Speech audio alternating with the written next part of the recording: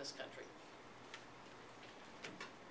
Radhika, one thing you mentioned how the U.S. Human Rights Network was involved in the CERD process, and I wonder if you could say a little bit more about that. Many of us were involved in that, but for the audience, and then how that is an example of how organizations could be involved once CEDAW were ratified.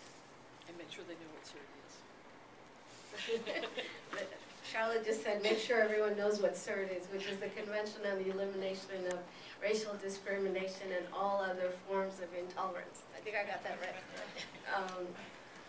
The U.S. Human Rights Network really used the review of the U.S.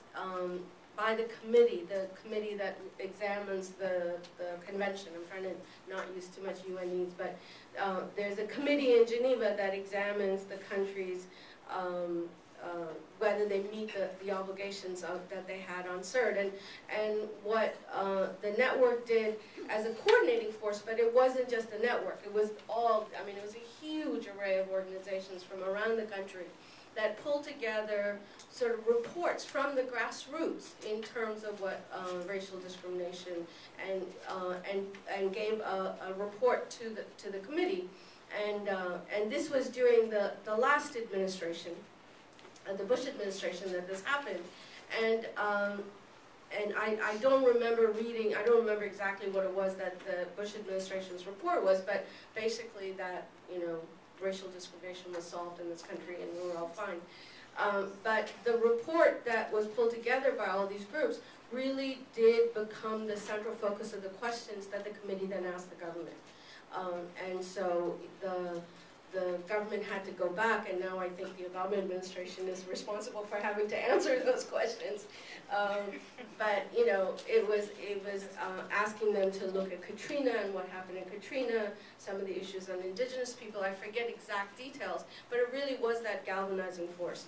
But the other part, other than what happened in Geneva and the UN, what it really did was to galvanize people from around the country to think about international instruments as something that they could use to organize at their home level. And I just want to give one example of a group of young people that I met at one of our conferences from Cabrini Green in Chicago. I don't know if any of you know Cabrini Green. I grew up in Chicago.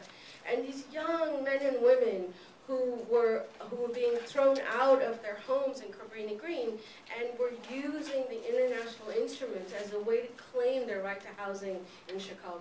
And I have to say, when I saw these, you know, 16, 18-year-old young men and women talking about their human rights, I was in tears. I mean, I just thought this is what we need people to do. And I think, I go back to I think there's many reasons for CEDAW to be passed in the country, but I think that having CEDAW passed in the U.S. is important, and I think there's not an administration that we've had that is more capable of doing this. So I think we need to support them in their push.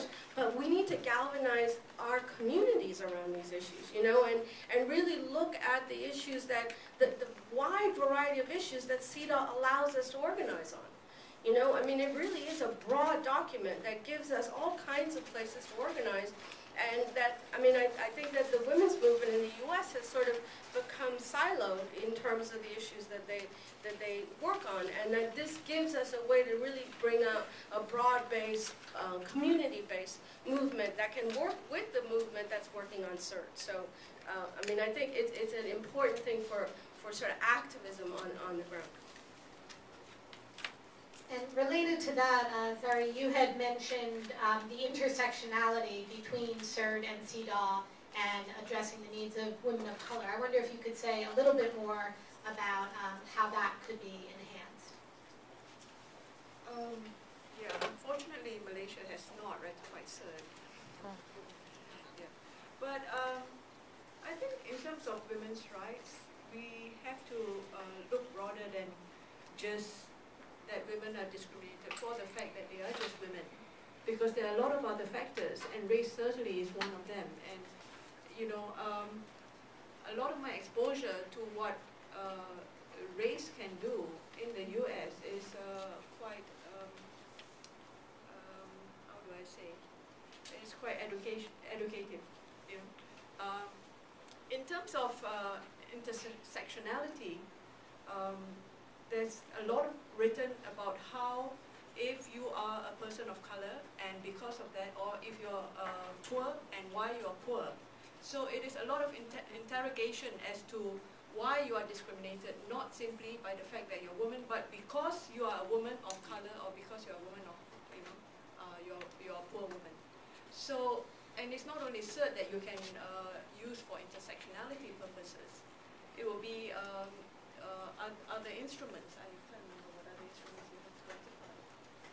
But, but I think you can imagine, and if you could read, some people like Kimball Crenshaw or some other writers who have actually written on